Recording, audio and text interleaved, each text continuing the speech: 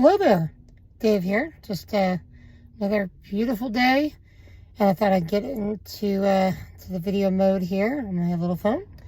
I have been listening to the Bible a lot. Actually, in the middle of Genesis now. Or not Genesis, Exodus.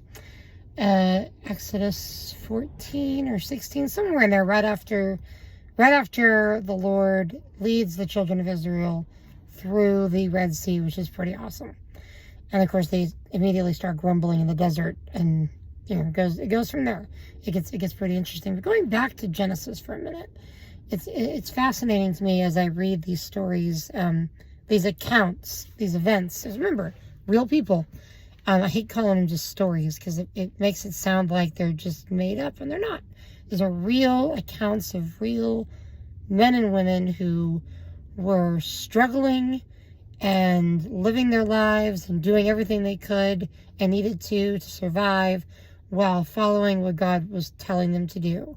And you see that, just with all of the forefathers, Abraham, Isaac, Jacob's sons, and his daughters, his sons treating Joseph the way they did, all of the things going on there. And it fascinates me, again, how God uses pictures in the Bible, images in the Bible, illustrations in the Bible to be types and foreshadowing for later events. Like Genesis chapter 22 is the famous one with Abraham offering his son Isaac, and how that shows similar to what Jesus would be doing, where he lays himself down on the altar on the cross for our sins. Of course, during the Roman times, 2,000 years ago. At any rate, that's just one thing. And, Joseph being sold into slavery.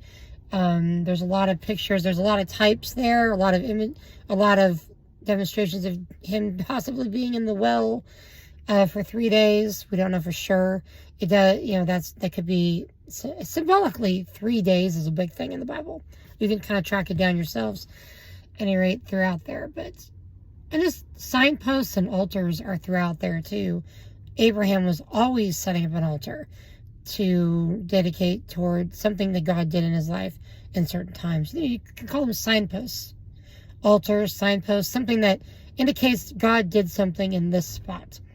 You can do this in your own life. You may not necessarily be as dramatic as building a bunch of rocks out in the backyard or whatever, but even just taking pictures, putting them on your wall, or letters or verses that God's used, or songs. I mean, I can't tell you how many times God has used a song to impact my life. There's gratitude, there's Mercy Me, Casting Crowns has a bunch of songs that I'm always getting into. Legacy, I don't want to leave a legacy. I want, Jesus is the only name to remember. There's just so many throughout time that I've been able to embrace. And that's just songs. There's other things too. The point is that God is going to do things in your life to bring about his plan.